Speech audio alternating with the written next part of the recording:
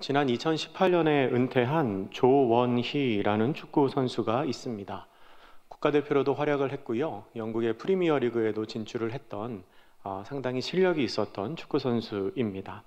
이 선수가 은퇴한 뒤에는 축구 동영상을 올리는 유튜버로 활동을 하고 있습니다. 최근에 생긴 이 조원희 선수의 별명이 있는데 조차박이라는 별명입니다. 조차박. 혹시 무슨 뜻인지 아시는 분 있으신가요? 없으신가요? 다들 유튜브는 다 안 보고 그러셔서 예, 이 조차박이라는 말이 조원희, 차범근, 박지성의 앞글자를 딴 말입니다. 조원희, 차범근, 박지성. 이 말이 왜 생겼냐면 이 조원희라는 축구 선수가 축구 실력이 조원희, 차범근, 박지성 순서다라고 말해서 이 별명이 생겼습니다. 어느 방송에 나가서 차범근, 박지성은 내 밑에 있다 라고 얘기를 해서 그거를 이렇게 희화화시킨 말로 조차박이라는 별명이 생겼습니다. 근데 이 조원희 선수에게 최근에 기대하지 않았던 일들이 몇 가지 생겼습니다. 이 선수가 유튜브 영상을 찍을 때 그 영상 안에서 수시로 가야 돼, 가야 돼 라고 외치거든요. 공격도 하고 수비도 하고 할 때 가야 돼, 가야 돼 하고 외칩니다. 그래서 이 선수가 가야대학교 홍보대사가 됐습니다. 계속 가야 돼, 가야 돼를 외치니까 가야 돼, 가야 돼 이렇게 들리잖아요. 그래서 가야대학교에서 홍보대사를 요청을 해서 홍보대사가 됐습니다. 또 이 선수가 유튜브에 어떤 영상을 올리냐면 현역 축구 선수들하고 1대1 대결을 하는 영상을 올립니다. 우리가 잘 아는 구자철 선수, 염기훈 선수, 은퇴했지만 이영표 선수 이런 선수들하고 1대1 대결을 하는 영상을 올리는데 근데 생각보다 너무 잘하는 겁니다. 그러니까 원래는 현역 선수랑 맞붙어서 약간 좀 우스꽝스러운 모습도 보이고 그래야 되는데 이 선수가 다 이겼습니다. 그러니까 댓글들이 현역 때보다 더 잘하는 것 같다. 왜 은퇴하고 실력이 더 느냐. 복귀해야 되는 거 아니냐. 댓글들이 달렸는데 실제로 얼마 전에 프로 선수로 복귀를 했습니다. 프로 구단에서 이 선수한테 복귀를 해라. 그래서 K리그2 수원FC에 입단을 해서요. 얼마 전에 지금 38살인데 다시 복귀 경기를 치렀습니다. 정말 기대하지 않았던 일이 이 조원희 선수에게 일어난 것입니다. 우리 삶에는 가끔 기대하지 않았던 일들이 일어나고는 합니다. 그런 일이 일어날 때의 반응은 다양합니다. 놀랄 수도 있고요. 좋을 수도 있습니다. 때로는 슬플 수도 있고 또 충격에 빠질 수도 있습니다. 그런데 그렇게 기대하지 않았는데 일어나는 그 일이 내가 평소에 원하고 바라고 기도하던 일이면 어떨까요? 당연히 기분이 좋겠죠. 늘 기도하고 늘 바라던 일이 내가 생각하지 못한 때에 이루어지게 된다면 우리는 아마 기뻐 뛰면서 찬양하고 주변의 모든 사람들에게 하나님이 기도 들어주셨다고 소문을 낼 것입니다. 오늘 본문에는 그런 일을 당한 한 사람이 나옵니다. 아주 오랜 시간 동안 원하고 바라고 기도하던 그 약속이 그 일에 대한 응답을 받습니다. 근데 이 사람의 반응은 좀 시원치가 않습니다. 그 응답을 듣고 비웃습니다. 우리 함께 오늘 본문 창세기 17장 17절 말씀을 다시 읽어보겠습니다. 창세기 17장 17절입니다. 시작. 아브라함이 엎드려 웃으며 마음속으로 이르되 100세 된 사람이 어찌 자식을 낳을까? 사라는 90세니 어찌 출산하리요? 하고. 아멘. 아브라함이 엎드려서 웃었습니다. 웃으면서 속으로 무슨 생각을 하냐면 아니 100살 된 사람이 어떻게 아이를 낳는다는 거야? 라는 생각을 하면서 웃었습니다. 그러면 아브라함이 무슨 얘기를 듣고 이렇게 웃었을까요? 아브라함이 들은 얘기가 그 바로 위에 있는 16절 말씀입니다. 제가 읽어드립니다. 내가 그에게 복을 주어 그가 내게 아들을 낳아주게 하며 내가 그에게 복을 주어 그를 여러 민족의 어머니가 되게 하리니 민족의 여러 왕이 그에게서 나리라. 아멘. 하나님께서 아브라함에게 말씀하시기를 너의 아내 사라를 통하여 아들을 낳게 하겠다라고 말씀을 하고 계신 겁니다. 여러분, 이 이야기는 아브라함이 기다리고 기다리던 이야기 아닙니까? 하나님께서 주셨던 약속의 말씀입니다. 사실 이 약속의 말씀을 믿고 오래전 고향 땅을 떠나서 지금 여기 가나안에서 지내고 있는 겁니다. 그런데 지금 그 하나님의 약속의 말씀을 듣고 있는 아브라함의 마음에는 불신이 가득합니다. 믿지를 못합니다. 18절에서 이렇게 말합니다. 본문 18절 우리 같이 읽겠습니다. 시작. 아브라함이 이에 하나님께 아뢰되 이스마엘이나 하나님 앞에 살기를 원하나이다. 아멘. 이스마엘이나 하나님 앞에 살기를 원하나이다. 이게 무슨 말입니까? 사라를 통해서 태어나는 아이는 기대하지도 않습니다. 하나님, 그냥 이스마엘이나 잘 살도록 좀 살펴주십시오. 이게 아브라함의 마음이었습니다. 그렇다면 아브라함이 왜 이런 반응을 보였을까요? 혹시 이 하나님의 약속에 대한 모든 기대와 소망이 다 끊어져서 이미 마음속으로는 다 포기하고 있는 상태여서 그렇게 대답하지는 않았을까요? 이스마엘을 낳은 지 벌써 13년이나 지났습니다. 창세기 16장 16절에 보면 86세에 이스마엘을 낳았고요. 오늘 본문 17장 1절에 보면 아브라함이 벌써 99세가 되었습니다. 그리고 고향 땅에서 가나안으로 이주한 지도 벌써 24년이 되었습니다. 정상적이라면 아들을 낳을 뿐만 아니라 그 아들이 아들을 낳아서 손자를 봐야 할 시간입니다. 아브라함의 나이는 벌써 99세가 되었습니다. 아내 사라는 89세입니다. 인간적으로 보았을 때는 모든 소망이 다 끊어졌습니다. 그러니까 반응이 부정적이고 냉소적일 수밖에 없지요. 하나님의 약속을 못 믿는 건 아닌데요. 그렇다고 해서 전적으로 믿자니 자기의 현실이 너무 불가능해 보이는 겁니다. 뭔가 의심이 드는 거죠. 너무 오래 기다렸습니다. 그 너무 오래 기다린 그 세월이 이 아브라함의 기대하는 마음을 거의 다 사라지게 만들었습니다. 그런데 하나님께서는 그렇게 모든 기대와 소망이 끊어진 그 순간 다시 한번 아브라함을 찾아오십니다. 아브라함에게 찾아오신 하나님께서는 다시 언약을 기억하게 하십니다. 스스로를 전능하신 하나님이라고 칭하십니다. 능치 못할 일이 없으신 분이라는 겁니다. 그 전능하신 하나님이 뭐라고 말씀하시냐면 오늘 본문 2절과 4절에서 이렇게 말씀을 하십니다. 2절과 4절 제가 읽어드립니다. 내가 내 언약을 나와 너 사이에 두어 너를 크게 번성하게 하리라 하시니 보라, 내 언약이 너와 함께 있으니 너는 여러 민족의 아버지가 될지라. 아멘. 하나님이 반복해서 말씀하시는 단어가 뭐냐면 언약입니다. 언약. 그때 맺은 그 언약이 아직도 너와 함께 하고 있다는 겁니다. 너와 내가 함께 맺은 그 언약을 잊어버리지 말라는 겁니다. 창세기를 앞에서부터 쭉 읽어가다가 이 오늘의 본문에 도달하신 분은 아마 이렇게 생각하실 수도 있을 것 같습니다. 아니, 쪼갠 재물 사이로 지나가시며 언약 체결하신 지 얼마나 되셨다고 또 언약을 말씀하시는 거지? 그렇게 생각하실 수도 있을 것 같습니다. 그게 창세기 15장에 나오는 이야기거든요. 젊은이 예배 때 지지난주에 다뤘던 본문입니다. 그러니까 성경을 쭉 읽어가다 보면은 금방인 것 같습니다. 근데 여러분, 그 시간이 금방이 아닙니다. 최소한 10년, 한 15년쯤 전의 이야기입니다. 여러분, 15년 전에 어떤 모습이셨나요? 15년 전에 몇 살이셨습니까? 제가 15년 전이면 25살인데요. 지금 이쪽에 앉아 계신 청년들하고 비슷한 나이이지요. 여러분은 15년 전 기억나십니까? 특별한 사건이 뭐가 있는지 언뜻 생각이 나십니까? 잘 기억 안 납니다. 그러니까 그 정도 시간이면 아무리 강렬한 기억도 좀 가물가물해질 만한 시간입니다. 그런데 하나님이 그렇게 오랜만에 다시 나타나신 겁니다. 오랜만에 나타나셔서 다시 언약을 말씀하시는 하나님이 전에는 하지 않았던 두 가지의 이야기를 하십니다. 하나는 이름을 바꿔주신 겁니다.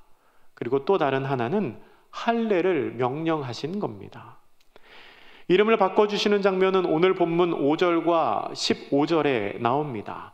아브람을 아브라함으로 바꾸십니다. 아브라함은 많은 무리의 아버지라는 뜻입니다. 그리고 아브라함의 부인인 사레의 이름을 사라라고 바꾸십니다. 사라는 여주인 혹은 여러 민족의 어머니라는 뜻입니다. 히브리 사상에서 이름은 단순한 기호가 아닙니다. 함축적인 의미를 가지고 있습니다. 이름이 바뀐다는 것은 신분이 바뀌는 것을 뜻하기도 하고 그 사람의 삶의 관계가 바뀌는 것을 뜻하기도 합니다. 특별히 아브라함과 사라의 이름에는 그들을 향한 하나님의 약속이 새겨져 있습니다. 풍성한 후손을 주시겠다는 약속을 아예 그들의 이름 속에 넣어 놓으신 겁니다. 이름 자체가 많은 무리의 아버지, 그리고 여러 민족의 어머니 아닙니까?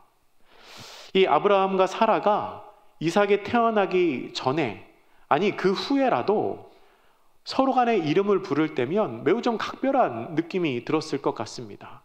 이름을 부를 때 그렇게 부르지 않았겠습니까?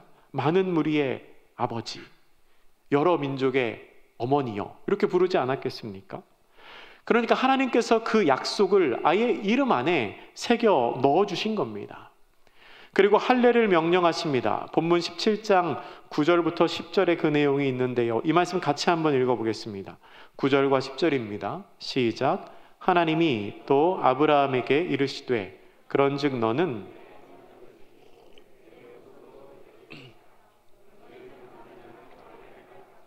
이것이 나와 너희와 너희 후손의 사이에 지킬 내 언약이니라. 아멘. 하나님 그렇게 말씀하시고요, 11절 말씀에 보면 할례가 언약의 표징이다 라고 말씀하십니다. 그 할례를 맺는 것이 나와 너 사이에 약속을 맺었다는 표징, 증거라는 겁니다. 영원한 언약에 지울 수 없는 표지를 남성의 몸에 새기는 겁니다. 하나님의 명령에 따라 할례는 대대로 하나님에 대한 그 하나님을 믿는 신앙을 고백하는 방법이 됩니다. 그렇게 하나님께서는 기다림에 지친 아브라함을 위로하며 이 두 가지를 통하여 다시 한번 언약을 새롭게 하십니다. 그런데요, 하나님 그렇게 말씀하셔도 이 아브라함의 마음에 있는 불신이 아직 사라지지를 않았습니다. 아까 말씀드렸던 그 말, 그냥 이스마엘이나 하나님 앞에 잘 살게 해주시지요 라는 그 말이 언제 한 말이냐면, 이렇게 하나님이 이름을 바꿔주시고 할례를 명령하신 후에 18절에서 한 말입니다. 아직도 못 믿는 거죠. 하나님께서 명령하셔도 못 믿는 겁니다. 그런데 그렇게 믿지 못하는 아브라함에게 하나님께서는 약속의 구체적인 성취를 말씀하십니다. 이전까지는 없었던 일입니다. 먼저 태어날 아이의 이름을 지어주십니다. 그리고 그 아이가 태어날 시기를 못 박아서 알려주십니다. 본문 19절 말씀입니다. 같이 읽습니다. 시작. 하나님이 이르시되 아니라 내 아내 사라가 내게 아들을 낳으리니 너는 그 이름을 이삭이라 하라. 내가 그와 내 언약을 세우리니 그의 후손에게 영원한 언약이 되리라. 아멘. 사라는 아들을 낳게 될 것입니다. 그리고 그 아이의 이름은 이삭이라고 불리게 될 것입니다. 보통 아이의 이름을 짓는 것 혹은 태명을 짓는 것은 임신이 확정된 후에 그렇게 합니다. 임신이 확정된 후에 이 태중에 있는 아이에게 태명 혹은 이름을 지어주면 그 느낌이 그전과는 또 다릅니다. 그 이름으로 부를 때의 느낌이 좀 다르죠. 경험해 보시는 분들은 아는 느낌인데 여러분도 빨리 경험해 보시기를 축복합니다. 근데 하나님께서는 임신도 하기 전에 벌써 아이의 이름을 지어주신 겁니다. 그리고 21절에서는 이렇게 말씀하십니다. 내 언약은 내가 내년 이 시기에 사라가 내게 낳을 이삭과 세우리라. 아멘. 하나님은 딱 시기도 못 박으십니다. 내년 이맘때 낳는다라는 겁니다. 그동안 하나님의 약속은 열린 약속이었습니다. 그러니까 약속의 내용은 있는데 이게 언제 성취될지를 모르는 약속이었습니다. 그런데 이제 그 시기를 하나님께서 정하신 겁니다. 게다가 그 약속이 임신의 약속이 아닙니다. 임신하게 될 것이다 이게 아니고요, 아이를 낳게 될 것이다, 네가 낳을 이삭이다 라고 말씀을 하십니다. 여러분, 90세 된 여인이 임신을 하면 이 출산까지의 과정 중에 얼마나 많은 위험과 마음 졸임이 있겠습니까? 혹이라도 잘못될까 봐 얼마나 마음이 노심초사하겠습니까? 아마 사라도 그랬을 것입니다. 근데 사라에게는 임신이 예정된 게 아니고 출산이 약속되어 있었습니다. 힘들기는 하겠지만 출산에 성공할 수도 있고 안 할 수도 있는 게 아니고 어렵더라도 반드시 그 아이는 이 땅 가운데 태어나게 될 거라는 겁니다. 확실히 그렇게 될 거라는 약속을 하나님께서 하십니다. 하나님의 이 약속의 말씀을 듣자 아브라함의 마음이 다시금 회복됩니다. 여러분, 아브라함의 주특기가 뭔지 아시나요? 아브라함이 성경 속에서 잘 하는 게 있습니다. 그게 뭐냐면 즉시 순종하는 겁니다. 즉시 순종. 창세기 12장에서 하나님께서 아브라함을 부르셨을 때 이 가나안 땅으로 갈 때도 그랬고요. 뒤에 나오는 창세기 22장에서 하나님께서 이삭을 제물로 바치라고 명령하실 때도 그랬습니다. 아브라함은 들으면 바로 순종합니다. 근데 이 아브라함의 주특기가 오늘 본문에서도 발휘가 됩니다. 본문 23절입니다. 같이 읽습니다. 시작. 이에 아브라함이 하나님이 자기에게 말씀하신 대로 이날에 그 아들 이스마엘과 집에서 태어난 모든 자와 돈으로 산 모든 자, 곧 아브라함의 집 사람 중 모든 남자를 데려다가 그 포피를 베었으니. 아멘. 할례를 언제 행했다고 합니까? 날짜를 따로 정하지도 않습니다. 언제가 좋을까? 다음 주가 좋을까? 다음 달이 좋을까? 고민하지 않습니다. 하나님이 말씀하신 이날 해버립니다. 그날 합니다. 26절과 27절에도 비슷한 말씀들이 기록됩니다. 하나님께서 확실하게 한 번 더 말씀하시는데요. 그날 아브라함과 그 아들 이스마엘과 그 집의 모든 남자가 다 할례를 받았다라고 기록하고 있습니다. 여러분, 이것은 아브라함의 참 대단한 점입니다. 비록 육신의 나이가 들고 기대와 소망이 사라지고 불신하는 마음이 들 때도 있지만 그의 돌이키는 믿음은 변하지 않았습니다. 하나님께서 말씀하실 때, 그 음성이 들렸을 때 상황을 살피지 않고 즉시 순종하는 그 믿음은 변하지 않았습니다. 세상의 관점으로 보면 포기할 만합니다. 아무리 이름을 지어주고 아무리 시기를 못 박아도 아브라함이 아닌 어떤 사람은 아니 어떻게 90세 된 여인이 아이를 낳습니까? 100세 된 남자가 어떻게 아이를 낳습니까? 라고 포기할 수도 있습니다. 하지만 아브라함은 포기하지 않았습니다.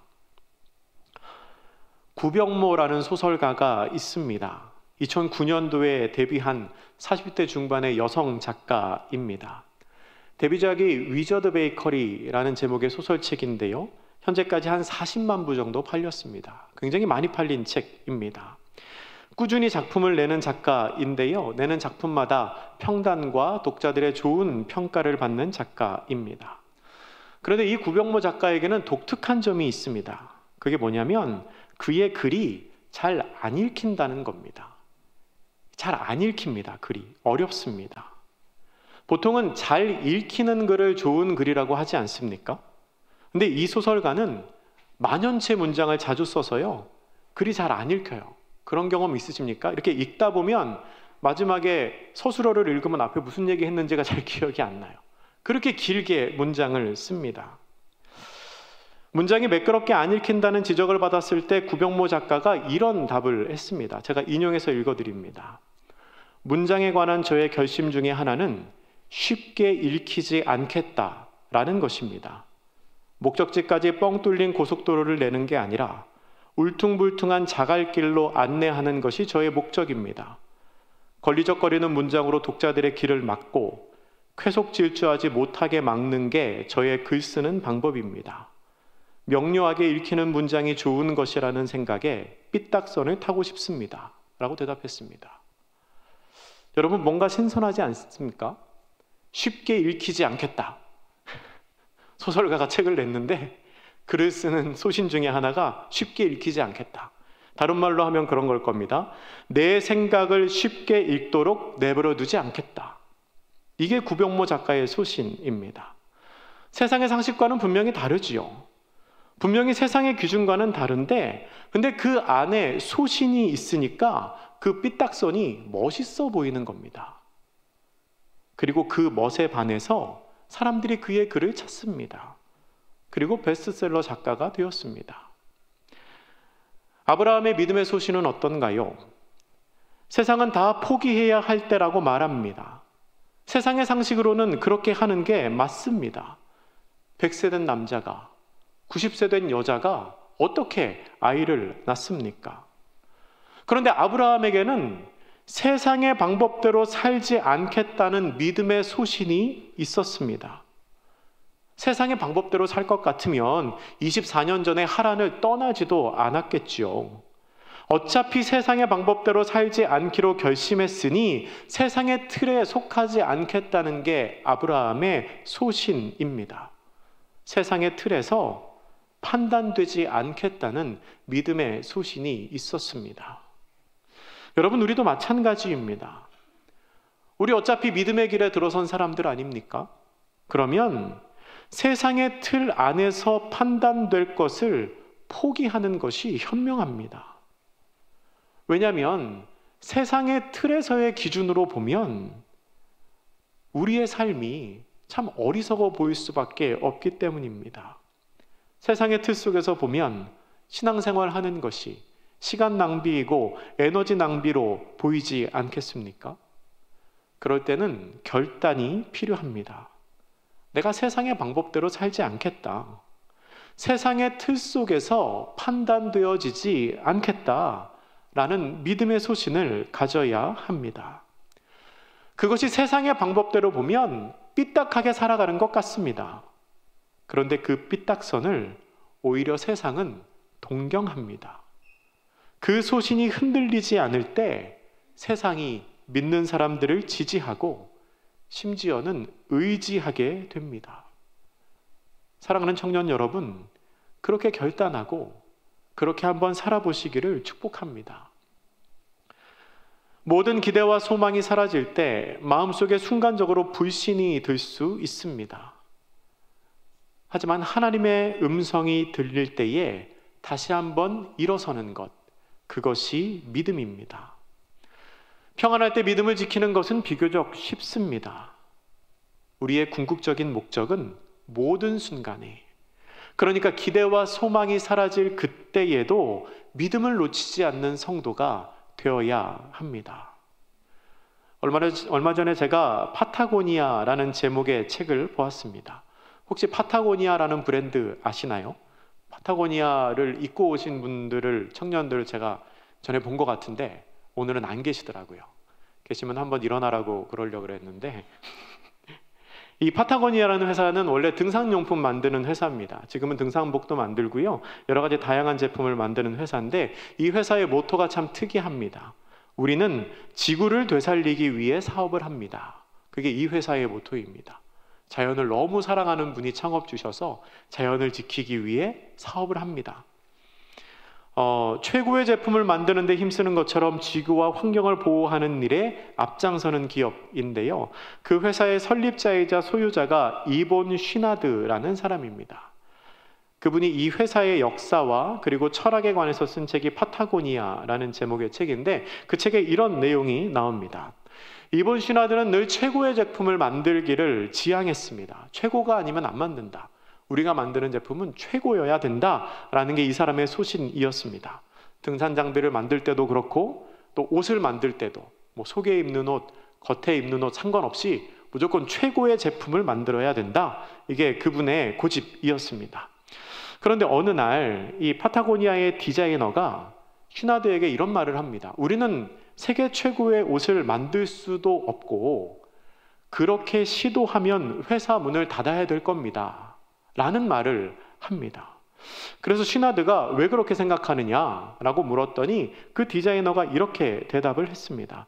세계 최고의 셔츠는 이탈리아에서 만듭니다. 손으로 짠 옷감으로 만들고 바느질도 다 손으로 합니다. 어느 한 곳 흠잡을 데가 없습니다. 그리고 그 셔츠를 하나에 $300에 팝니다. 우리가 그렇게 만들어서 그 제품을 판다면 우리 제품을 살 사람은 아마 아무도 없을 겁니다. 라고 말합니다. 그러자 쉬나드가 물어봅니다. 그러면 그 $300짜리 셔츠를 세탁기와 건조기에 넣으면 어떻게 됩니까? 라고 물어봅니다. 디자이너가 대답합니다. 그건 절대 안 되죠. 그러면 옷이 줄어들거든요. 그 옷은 무조건 드라이 클리닝을 해야 합니다. 그 대답을 들은 쉬나드가 이렇게 말을 했다고 합니다. 그러면 그 옷은 내가 생각하는 최고의 옷이 아닙니다. 그건 최고의 옷이 아닙니다. 여러분, 이게 무슨 뜻인가요?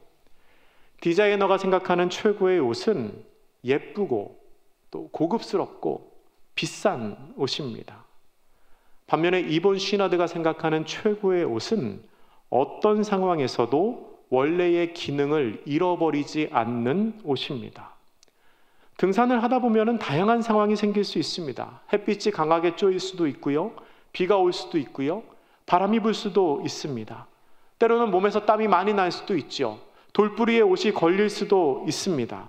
그 어떤 상황에서도 본래의 기능을 잃어버리지 않고 원래의 품질을 유지하는 것, 이것이 파타고니아가 제작하는 최고의 옷이라는 겁니다. 여러분은 어떤 최고가 되고 싶으십니까? 예쁘고 고급스럽고 비싸기는 하지만 내구성이 좀 떨어지는 최고가 되고 싶으십니까? 아니면 그 어떤 상황에서도 그 원래의 기능을 잃어버리지 않는 최고가 되고 싶으십니까? 바라기는 여러분이 후자와 같은 신앙인이 되시면 좋겠습니다. 평안할 때 믿음을 지키는 것은 비교적 쉽습니다. 형통할 때 멋들어지게 신앙생활하는 것 좋은 일입니다. 그렇게 해야죠.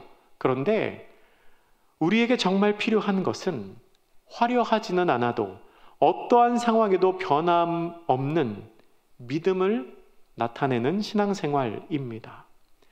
여러분, 우리 삶의 기대와 소망이 사라질 때가 있습니다.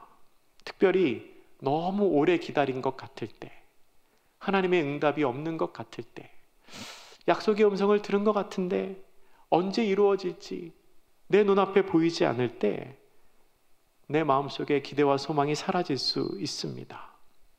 그렇게 기대와 소망이 사라질 때 세탁기에 돌린 고급 셔츠처럼 이렇게 쭈그러드는 그런 신앙생활을 하는 게 아니라 어떤 상황에서도 기능을 잃어버리지 않는 등상복처럼 흔들리지 않는 믿음이 있는 신앙생활 하시기를 축복합니다. 아브라함을 향한 약속이 1년 뒤에 이삭의 탄생으로 말미암아 성취된 것처럼 신실하신 하나님께서는 우리와 늘 함께 하십니다. 기도하겠습니다. 사랑의 하나님, 하나님의 약속을 믿음에도 기다림의 시간이 점점 길어짐에 따라 기대와 소망을 잃어버렸던 아브라함처럼 혹시 우리의 믿음도 점점 작아지고 식어지고 있지는 않은지 돌아봅니다. 간절히 바라기는 우리의 믿음이 형통할 때만 화려하게 보이는 믿음이 아니라 어떤 순간에도 변하지 않는 믿음이 되게 하옵소서. 세상의 틀에 얽매이지 않고 믿음의 소신을 가지고 살아가는 저희가 되게 하옵소서. 우리를 향하신 주님의 사랑이 영원히 변하지 않음을 기억하게 하시고 오직 주님 안에 소망을 품게 하옵소서. 예수님의 이름으로 기도드립니다. 아멘. 우리 이 시간 함께